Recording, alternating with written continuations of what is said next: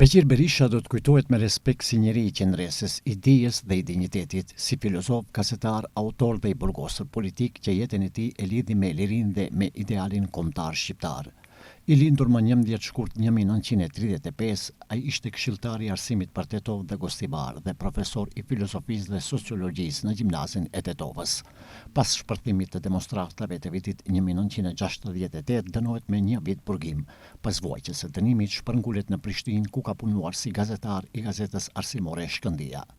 Po ashtu, ai ka shkruar 16 vepra nga fusha e filozofisë, pedagogjisë dhe politologjisë. Shtëpia e tij ka qenë strepër ilegale dhe shumë mbledhje e organizime për çlirim janë mbajtur në banesën e tij.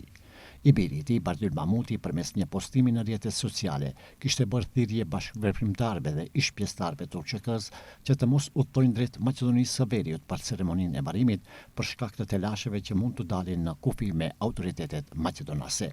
Në këto çaste të rënda dhimbje, edhe televizioni Koha ndan pikëllimin me familjen e tij, me të afërmit, miq dhe bashkëveprimtarët e tij, si dhe gjithë shqiptarët që humbën një zër të rëndësishëm të kulturës dhe mendimit shqiptar.